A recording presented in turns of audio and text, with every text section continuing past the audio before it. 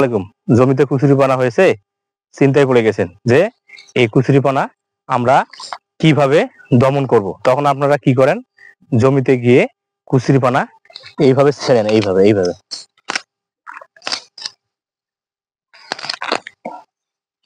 এইভাবে ছিঁড়ে পরিষ্কার করে ফেলান। কিন্তু আপনারা হয়তো বা জানেন না যে এটা এই কুচুরিপানাটি যখন ছিঁড়ে ফেললেন তখন আবার এখান থেকে কুশি হবে, এইখান থেকে আবার কুশি হয়ে আবার নতুন করে গজাবে। অর্থাৎ আপনারা এই কুচুরিপানা আপনাদের জমিতে যদি হয়ে থাকে তাহলে আপনারা কখনোই কিষানি খরচ করে বা নিজের থেকে নিড়াবেন না বা ছিঁড়বেন না, বা ছিঁড়ে আবার মাটির নিচে ঢুকাবেন না।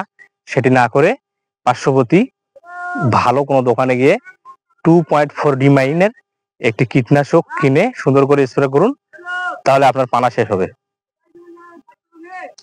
তাহলে বন্ধুরা, আপনারা যাদের জমিতে বেশি পরিমাণে কুচুরিপানা হয়েছে, ধানের গাছের থেকে লম্বা, এই কুচুরিপানা গেলে ধরে ছিঁড়ে বা নিড়িয়ে কোনো লাভ হবে না।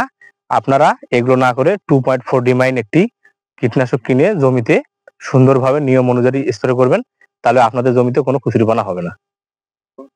যাদের জমিতে অতিরিক্ত কুচুরিপানা হয়েছে তারা চিন্তা থাকবেন এবং এই 2.4 ডিমাইনটি স্প্রে করবেন, তাহলে নিমিষের মধ্যে 1 থেকে 7 দিনের মধ্যে আপনার জমির ভেতরে যে কুচুরিপানাটি হয়েছে সেটি অবশ্যই শেষ হয়ে যাবে। আপনি প্রমাণ করে একবার দেখুন।